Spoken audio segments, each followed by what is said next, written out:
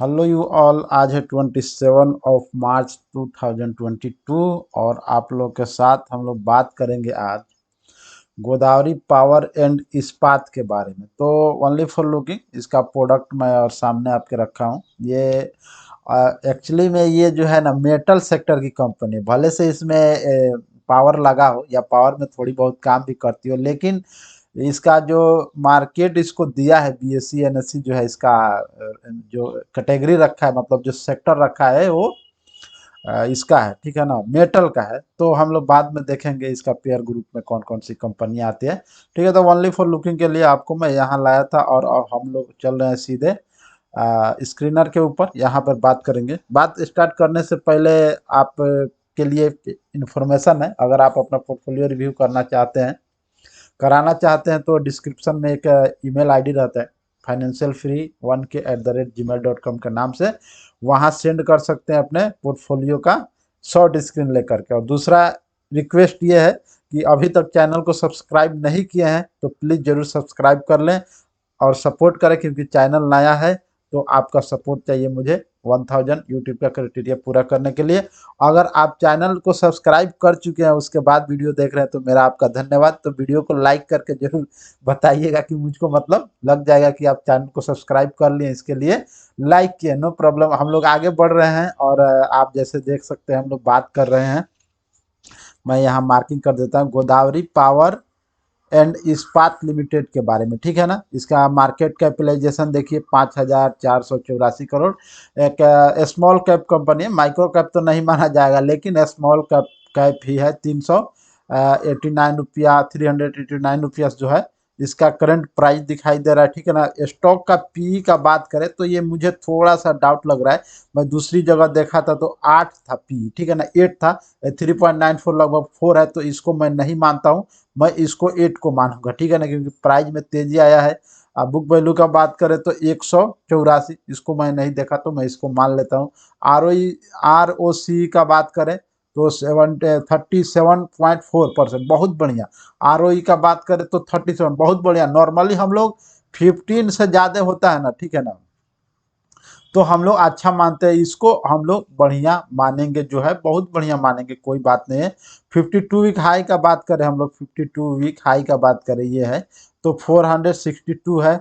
और 52 वीक लो का बात करें तो 179 है, ठीक है ना। डिविडेंड भी कंपनी देती है 1.19% का, बढ़िया बात है। फेस वैल्यू 5 का है, तो हो सकता है आने वाले दिनों में कभी स्प्लिट होता रहेगा, कोई बात नहीं, जब कंपनी चाहेगी तो करते रहेगी।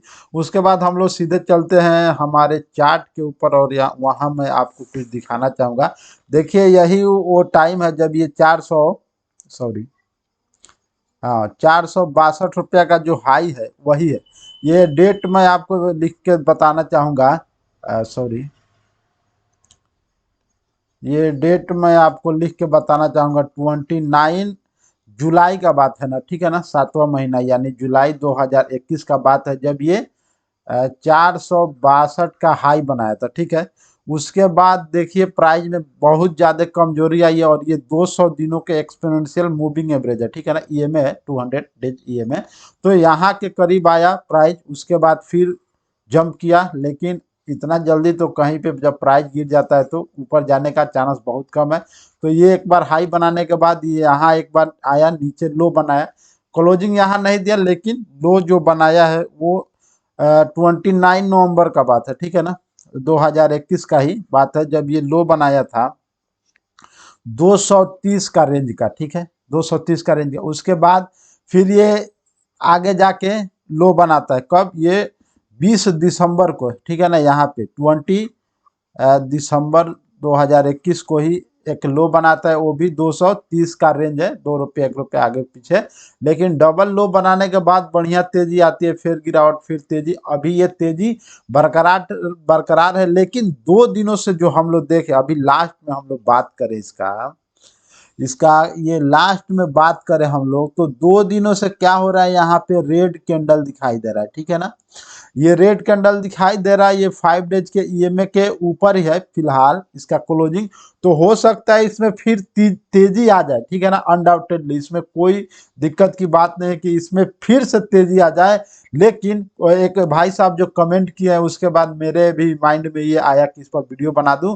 लेकिन ये तेजी जो है ना, ये कितना सस्टेनेबल है इसमें कोई गारंटी नहीं है कि आपको यहाँ पे न्यू बाई करना चाहिए। समझ रहे हैं आप, यहाँ पे मुझको नहीं लगता है कि आपको न्यू बाई करना चाहिए। हाँ, थोड़ा वेट करिए, थोड़ा नीचे आने दीजिए, कम से कम 30 रुपया, 20 रुपया, 50 रुपया नीचे आने दीजिए। हाँ, करना है तो एक्यूमुलेट करिए, ठीक है ना। वह एक झटके में माल को यहाँ पे मैं आपको कभी भी उठाने का राय नहीं दूंगा, भले से मैं गलत साबित हो जाऊं, ठीक है ना। और ये जो प्राइस है ना, ये इसको तोड़ के ऊपर चला जाए जो 462 रुपये, जो उसके बाद भी मैं आपको यहाँ पे नहीं दूंगा कि अभी एक झटके में माल उठाइए, जबकि मार्केट में सिचुएशन इतना वोलेटाइल है कि समझिए मत। लेकिन ये मेटल सेक्टर में अभी टाटा स्टील हो, जेएसडब्ल्यू स्टील हो या जिंदल का स्टील कंपनियां हो, तो ऑलमोस्ट ये मेटल सेक्टर में, और इसका रिजल्ट भी मैं चेक किया पिछला क्वार्टर से तो सही है। उसके हिसाब से मतलब से मिस्टर मार्केट जो है इसको वैल्यू दिया है, बढ़ा रहा है प्राइस को, तो अच्छी बात है। लेकिन यहाँ पे कोई मैसेज किया था मैं 50 शेयर उठाना चाहता हूँ, मैं आपको ये राय नहीं दूंगा। हाँ, करना है तो 2-3 करके एक्यूमुलेट करिए, 5 एक्यूमुलेट करिए, नीचे आने का वेट करिए। मुझको ऊपर जाने का सिचुएशन कम दिखाई देता है, लेकिन ऊपर जा भी सकता है, ऊपर जा भी सकता है, ये भी चांस है, मैं आपको बता दूं। लेकिन उसके बावजूद भी मैं आपको यहाँ पे एक झटके में माल नहीं उठाने को बोलूंगा, जितना मेरा समझ है। उसके बाद मैं आपको आरएसआई और एमएससीडी का नंबर भी प्रेजेंट कर दूंगा आपके सामने। देखिए, आरएसआई का नंबर का बात करें तो 64 है, जो ऑलमोस्ट बहुत है, मतलब मजबूती का संकेत है। और 70 के ऊपर गया तो और मजबूती के तरफ हो सकता है। लेकिन फिर भी मैं आपको यहाँ पे एक झटके में माल उठाने का राय नहीं दूंगा। एमएससीडी और सिग्नल लाइन की बात करें तो पहले से ये बुलिश क्रॉस ओवर में चल रहा है, ठीक है ना। मतलब एमएससीडी जो लाइन है वो सिग्नल लाइन के ऊपर जा सकते चल रहा है, लेकिन वहां अभी करीब आ रहा है। तो हो सकता है आने वाले दिनों में इसमें बेयरिश क्रॉस ओवर हो जाए। तो बेयरिश क्रॉस ओवर हो जाए तो हो सकता है 30, 40, 50 रुपया इसमें और करेक्शन हो, उसके बाद फिर मजबूती आए। नहीं तो ये बात मेरी पूरी तरह गलत भी हो सकता है, और वहां से ये फिर से बाउंस बैक कर सकता है, ठीक है ना। उसके बाद मैं आपको यही बोलूंगा कि आपको एक्यूमुलेट करना चाहिए, ठीक है ना। आपको एक झटके में हड़बड़ी में माल नहीं उठाना चाहिए। मैं आपको आपके साथ इसका मंथली चार्ट प्रेजेंट करना चाहूंगा। देखिए, बहुत बढ़िया, मतलब ये बुलिश बनाते हुए कैंडल जा रहा है। जब ये 5 डेज के ईएमए से ये दूर हो जाता है ना, कैंडल बहुत दूर हो जाता है, तो यहाँ पे तो ये नहीं ऐसे आ सकता है ना, ये ऐसे सीधा नहीं जा सकते। मेरे पेन के पास ध्यान दीजिएगा। तो प्राइस को वहां नीचे आना ही है, समझे बात को। प्राइस को ये जब यहाँ जाके क्लोजिंग देगा तो अगला महीना से सेलिंग शुरू होना ही है। मेरी बकवास में थोड़ा आप कैंडल को देखना सीखिए। ये मंथली कैंडल है, ठीक है ना। उसके बाद ये देखिए कितना बड़ा बेयरिश कैंडल बना है, उसके बाद फिर रिकवरी होता है, फिर बेयरिश कैंडल बनता है, अभी रिकवरी चालू है। ये मैं क्यों आपको बोल रहा हूँ, अगर ऐसे बनता है ये 5 डेज का ये में, तो हो सकता है इसके अगला महीना में भी तेजी हो, ठीक है ना, ये बुलिश कैंडल बने, ठीक है ना। उसके बाद भी मैं आपको यहाँ नहीं बोल रहा हूँ कि एक झटके में माल उठाइए, ठीक है ना। और एमएससीडी और सिग्नल लाइन को भी देखिए, अभी नजदीक आके ऊपर की तरफ जाते हुए दिखाई देने वाला है, ऐसे लगता है। और ये आरएसआई का बात करें तो 68 है, ठीक है ना। तो मैं ये आपको बोलना चाहता हूं कि डेफिनेटली नो प्रॉब्लम, मुझको हो सकता है 50% चांस है कि ऊपर भी चला जाए, 50% चांस है वहां से नीचे भी आ जाए, ठीक है ना। तो मैं आपको फिर वन डे कैंडल चार्ट में लेके चलूंगा। तो मैं ये बोल रहा हूं आपको, अगर आप लॉन्ग टर्म निवेशक हैं, ठीक है ना, तो भी आप थोड़ा वेट करिए इसमें। नहीं तो मुश्किल नहीं है, एक झटके में तो मुझको लगता है आप माल यहाँ पे उठाने से बचिए। एक्यूमुलेट कर सकते हैं, गिरे तो भी, ऊपर जाए तो भी कोई बात नहीं, एक्यूमुलेट का रणनीति अपना सकते हैं। और दूसरी बात ये, अगर आप चाहते हैं इसमें आपको 5%, 10% का जो फायदा मिला है, अगर आप नीचे पकड़े हैं, बाई किए हैं, तो 8%, 10%, वो मेरा पैसा जाया ना जाए, मतलब फिर मार्केट उसको ना लेके चला जाए, तो आप एक जगह पे कहीं स्टॉप लॉस ले लीजिए। 389 का जो भाव दिखाई दे रहा है अभी, 370 पे स्टॉप लॉस ले लीजिए, 75 पे ले लीजिए। क्योंकि जब गिरावट होगा तो यहाँ एमएससीडी में बेयरिश क्रॉसओवर होगा, ठीक है ना, और ये आरएसआई भी नीचे के तरफ आएगा। तो हो सकता है कि और गिरावट हावी हो जाए, लेकिन अभी जो मेटल सेक्टर है उसमें मजबूती है, इस बात को भी ध्यान में रखिएगा। तो रिस्क और रिवार्ड दोनों साइड है, ठीक है ना।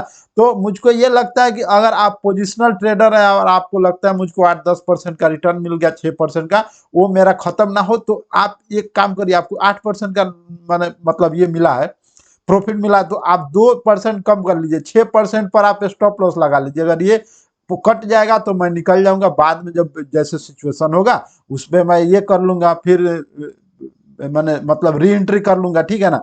अगर आपको लगता है कि आप लॉन्ग टर्म निवेशक है, नीचे भी जाएगा तो मुझको कोई बात नहीं है, ऊपर भी जाएगा तो कोई प्रॉब्लम नहीं है मुझे, तो भी आप एक्यूमुलेट का ही रणनीति अपनाइए। एक झटके में माल यहाँ पे लेने से बचिए। जितना मेरा एक्सपीरियंस है और जितना जितना मेरा मतलब नॉलेज है उसके हिसाब से मैं आपको बोल रहा हूँ।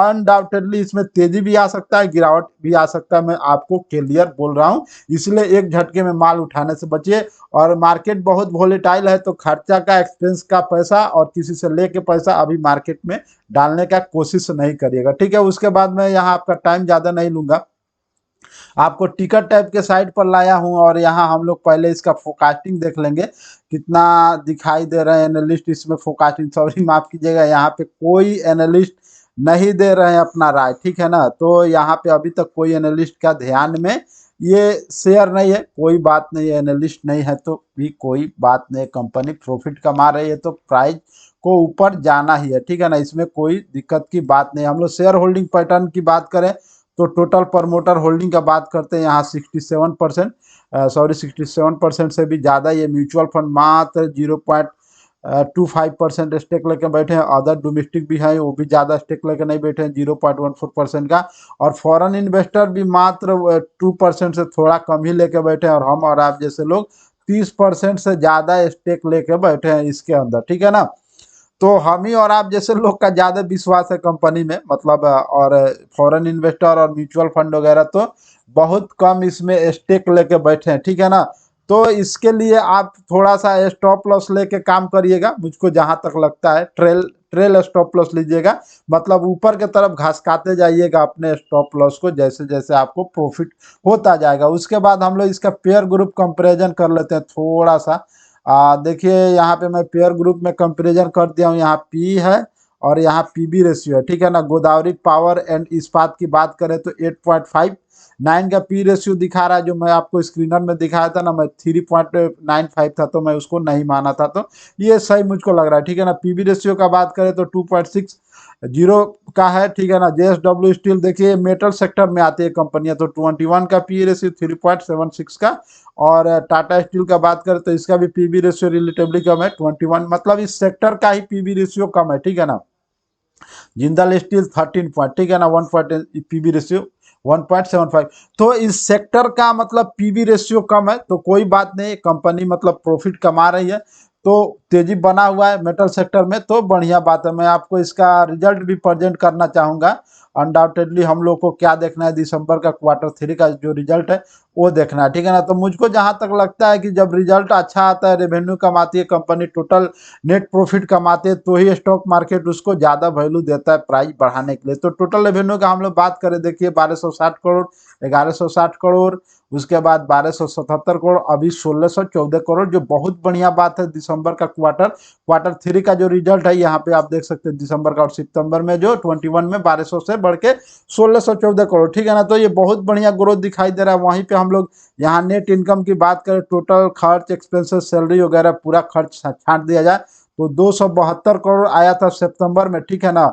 और उसके बाद दिसंबर का नेट इनकम की बात करें तो 319 करोड़, तो यहाँ भी ग्रोथ दिखाई दे रहा है। लेकिन उसके पहले जो सितंबर का क्वार्टर, उसके पहले जून 2021 का बात करें तो 410 करोड़ भी आ गया है, इससे तो डेफिनेटली ये कम ही है, ठीक है ना। उसके बाद हम लोग बात करें इसका पिछला साल दिसंबर का, तो उससे तो बहुत बढ़िया है, ठीक है ना। अगर पिछला साल दिसंबर का बात करें 2020 से, और अभी का जो 157 से बढ़ के 157 से बढ़ के जहाँ इतना आया है, तो ये बहुत बढ़िया बात है। लेकिन 400 जो ये 10 है उससे तो कम ही है, ठीक है ना। तो मुझको लगता है कि आप मेरी बातों को समझ गए होंगे कि ये देखिए यहाँ पे अर्निंग पर शेयर में भी तेजी दिखाई दे रहा है 21.05 से बढ़ के 24.95, ऑलमोस्ट 25 का।